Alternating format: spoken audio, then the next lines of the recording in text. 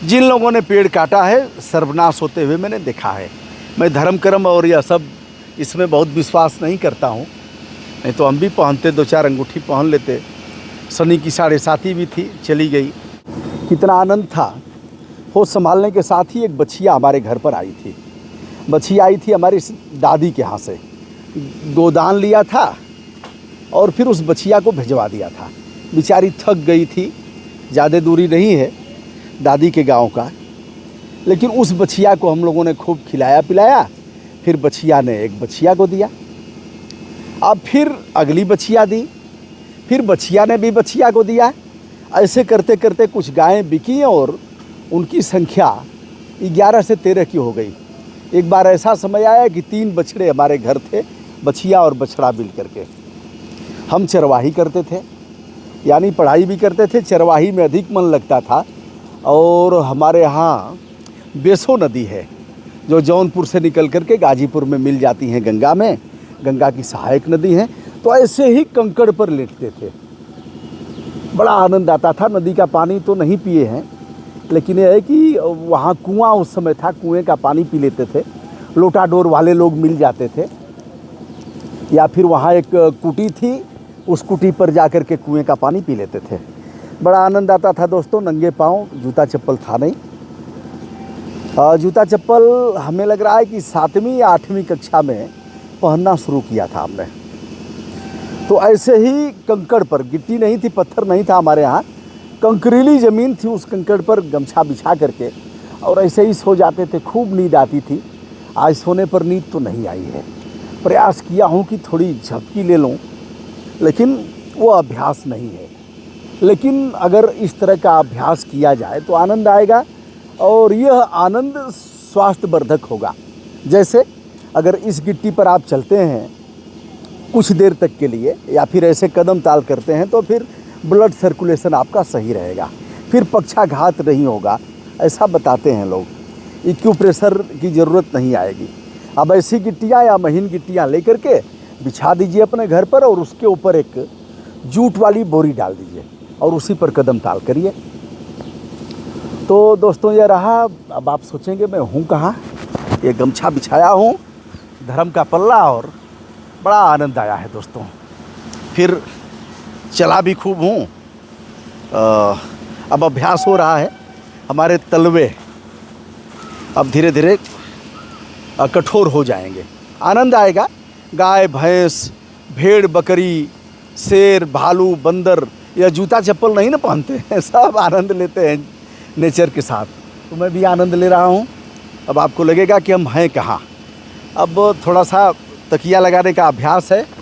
तो यह खड़ाऊँ हमारा है, और इस खड़ाऊँ को अब जब चलते चलते लगता है कि पैर दुख रहा है, तो इस खड़ाऊँ को मैं निकाल करके इसमें रख लेता हूँ, नंगे पाँव चलता हूँ, और फिर उसके बाद इसको पहन लेता हूँ। 10-15-20 दिन लगेंगे, खूब अभ्यास हो जाएगा खड़ाऊँ का। तो इसको सर के नीचे रख लिया, और एक छोटा सा बिरवा है। गर्मी में तो आप देख ही रहे हैं गर्मी में क्या हालत हुई है। रास्ता चलते लोग टपक गए हैं, मर गए हैं। एक ही रास्ता है कि हम डीजल पेट्रोल का दहन कम करें, साइकिल का प्रयोग अधिक से अधिक करें, पैदल चलें। मोटरसाइकिल अब तो गांव में देखिए ना, खेती बाड़ी में जा रहे हैं, कहीं जा रहे हैं, दुकान पर जा रहे हैं, 200 मीटर तो मार रहे हैं किक, और खट से मोटरसाइकिल लेकर के और फिर चले जा रहे हैं। तो इसकी आदत डालनी है, और आप ठीक करेंगे। प्रकृति का संतुलन आप बनाएंगे। आपकी बुरी आदतें यदि अच्छी हो जाएंगी तो यह सब ठीक हो जाएगा। पौधा लगाइए, जो भी लगा सकते हो उनको घेरिए। लगाने की तारीफ़ नहीं है, लगाने के लिए तो अखिलेश यादव की गवर्नमेंट ने भी एक बड़ा रिकॉर्ड कायम किया, और बाबा ने भी रिकॉर्ड कायम किया। पूछा जाए कि भैया वो पौधे हुए क्या, सब खत्म हो गए, मर गए, 5% भी नहीं बचे होंगे। बचाना तो आपको है, और जो पुरखों ने लगाया है, बाप दादा ने, उसको हम काट रहे हैं, बेरहमी से काटे जा रहे हैं। जिन लोगों ने पेड़ काटा है सर्वनाश होते हुए मैंने देखा है। मैं धर्म कर्म और यह सब इसमें बहुत विश्वास नहीं करता हूँ, नहीं तो हम भी पहनते, 2-4 अंगूठी पहन लेते। शनि की 7.5 भी थी, चली गई। तो मैं एक चीज़ जानता हूँ कि प्रकृति के साथ अगर हम खिलवाड़ करेंगे तो उसका दंड भुगतना पड़ेगा। जिन लोगों ने पेड़ कटवाया उनके परिवार का नाश होते हुए हमने देखा है। अब देखिए ना, एक छोटा सा बिरवा कितना सुख दे रहा है, उसी के छाया में हम हैं। और पीछे हमारे एक पेड़ है, उसको भी देख लीजिए, बताइए कि कौन सा पेड़ है। कसरत करिए और बताइए।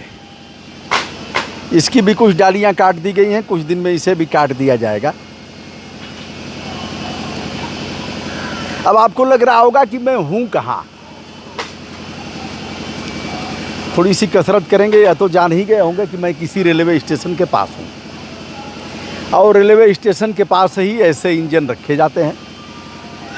इज्जत नगर पूर्वोत्तर रेलवे लिखा हुआ है।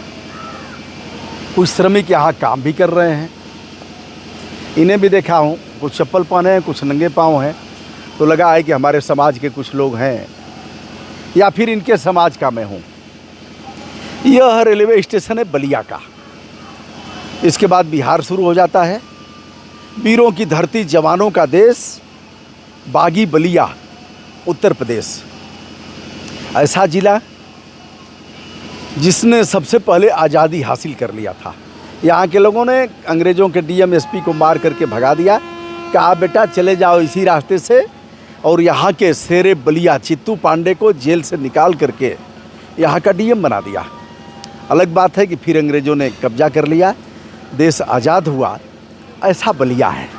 यहाँ दो नदियों का मिलन होता है, गंगा और घाघरा। घाघरा जिन्हें सरजू कहा जाता है। दोनों नदियाँ हैं और दोनों आती हैं तिब्बत से। घाघरा आती हैं और गंगोत्री गोमुख से चल करके गंगा आती हैं। गंगा आगे बढ़ जाती हैं, लंबी दूरी उनकी है। वो आगे बढ़ते हुए चली जाती हैं, बिहार के बाद झारखंड को स्पर्श करती हैं और झारखंड के बाद वह चली जाती हैं पश्चिम बंगाल में हुगली हो जाती हैं। तो दोस्तों, इस तरह की आदत डालने की ज़रूरत है। और अगर ऐसी आदत डालेंगे तो स्वस्थ रहेंगे। जाना तो एक दिन सभी को है, सभी का पत्ता एक दिन कटेगा। लेकिन नेचर के साथ जहाँ तक मन पड़े अपने आप को जोड़ना है। कभी कभी मैं सोचता हूँ कि भगवान ने अवसर और पहले क्यों नहीं दिया। लेकिन शायद यही असली समय था। मैं यह नहीं कहता हूँ कि आप भी चप्पल जूता छोड़ दीजिए, लेकिन नेचर के साथ रहिए और गंगा सहित तमाम पवित्र नदियों को बचाने के लिए कृत संकल्पित होइए। पॉलीथीन का प्रयोग मत करिए। झोले में सब्जियां लाइए। छोटे मोटे काम के लिए टहल करके, साइकिल चला करके चले जाइए। पेट्रोल और डीजल का दहन कम करिए। पौधरोपण करिए।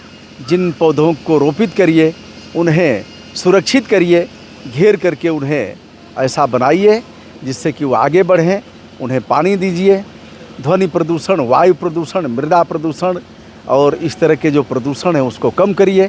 इसे रोकने के लिए सरकारें नहीं आएंगी, करना तो आपको पड़ेगा। यह देश आपका है, यह गांव आपका है। हमारा गांव हमारी दुनिया, हमारा ब्लॉक हमारी दुनिया और हमारा ज़िला हमारी दुनिया, हमारा देश हमारी दुनिया, ऐसा मानना पड़ेगा। कृणवंतो विश्वमार्यम, यानी हम पूरे देश को श्रेष्ठ बनाएंगे। बलिया में कार्यक्रम में मैं आमंत्रित हूँ। प्राचार्य जी का यहाँ टीडी कॉलेज के प्राचार्य जी की विदाई है। तो महीनों पहले मेरा भी कार्यक्रम लिया था। कल्याण सिंह जी हैं, उन्होंने आग्रह किया था। उनके आग्रह पर लखनऊ छपरा एक्सप्रेस से आया हूँ जनरल बोगी में और यहीं से फिर ट्रेन से चला जाऊँगा वापस गाजीपुर। दोस्तों, मैं हूँ ब्रजभूषण दुबे। आशा करता हूँ यह अपील आप सभी को अच्छी लगेगी और आज नहीं कल इसको करना ही है तो क्यों ना आज से ही शुरू करें।